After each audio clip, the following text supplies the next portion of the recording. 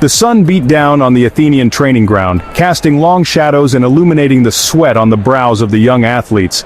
Young men grappled with fervor, their shouts echoing in the air, a testament to their strength and determination.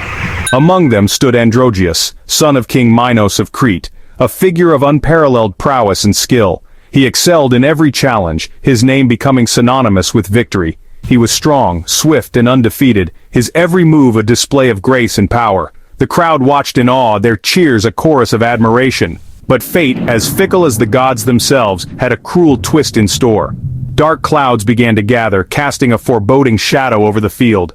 During a competition, tragedy struck with a sudden, merciless blow. Androgeus, in the prime of his youth and strength, fell to the ground. Androgeus lay dead on the dusty ground, his lifeblood staining the earth, a stark contrast to the vibrant life he once embodied. Grief tore through Athens like a relentless storm, but it was nothing compared to the rage that consumed King Minos. The city mourned, but whispers of suspicion began to spread. He accused the Athenians of treachery, of murdering his son in cold blood. His voice thundered with the pain of a father and the fury of a king. His heart ached with a father's sorrow, twisted into a burning desire for revenge. The loss of his son was a wound that festered, turning his grief into a relentless drive for retribution. Minos vowed to make Athens pay, to drown their city in tears and blood. His vow was not just a promise, but a declaration of war, a pledge to the gods that he would avenge his son at any cost. The might of the Minoan fleet, a formidable force of ancient warships, descended upon the shores of Attica with an air of inevitability.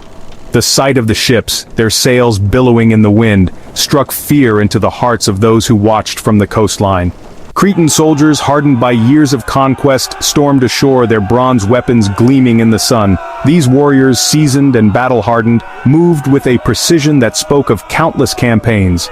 The Athenians, taken aback by the ferocity of the assault, fought bravely but were outmatched.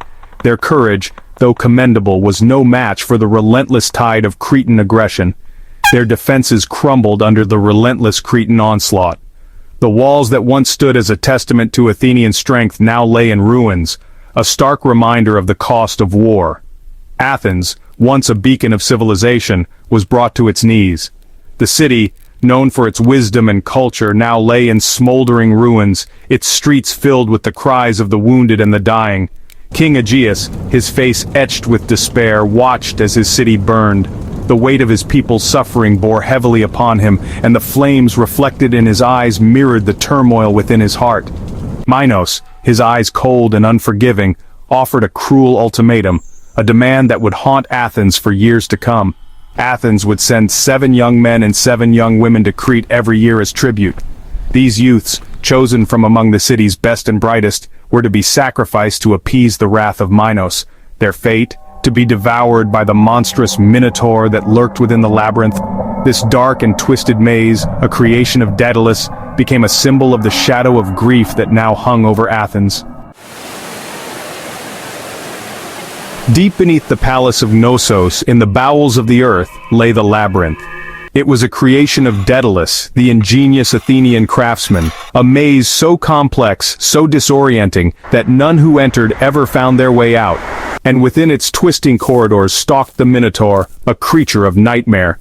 Its body was that of a man, powerful and rippling with muscle, but its head was that of a bull, crowned with wickedly sharp horns. Its eyes burned with a malevolent hunger, a thirst for blood that could never be quenched. The Minotaur was the monstrous offspring of Queen Pasiphae's unnatural lust, a living embodiment of Crete's shame.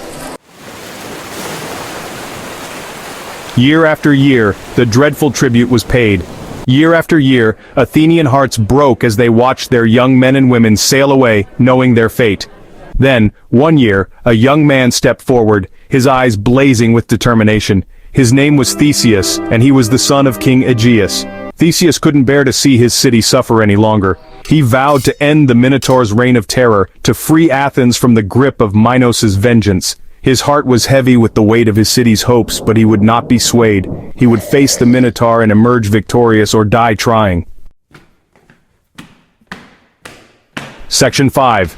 Into the Labyrinth's Depths. The ship carrying Theseus and his fellow tributes arrived on the shores of Crete under a cloud of despair. They were marched through the streets of Knossos, their footsteps echoing their impending doom.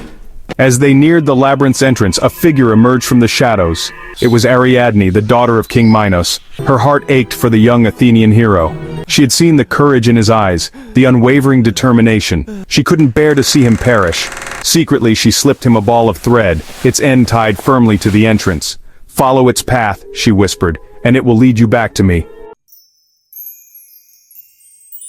Section 6. Ariadne's Guiding Thread. Theseus, clutching the thread in his hand, stepped into the labyrinth's maw. The air grew cold and damp, heavy with the stench of fear and decay. The passage twisted and turned, designed to confuse and disorient. But Theseus pressed on, the thread his only guide. He could hear the Minotaur's enraged bellows echoing through the labyrinth, each roar sending shivers down his spine.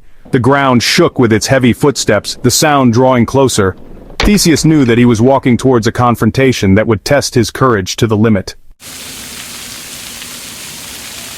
Section 7. Triumph and Escape. The Minotaur charged, its horns lowered, its eyes blazing with murderous intent. Theseus, summoning all his strength, dodged the attack, the beast's horns grazing his shoulder. A fierce battle raged, man against monster, courage against brute strength. Finally, with a desperate lunge, Theseus plunged his sword deep into the Minotaur's chest. The beast roared one last time, a sound of rage and agony before collapsing, its lifeblood staining the labyrinth floor.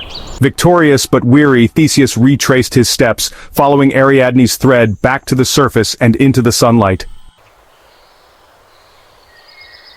Section 8. A Promise for More.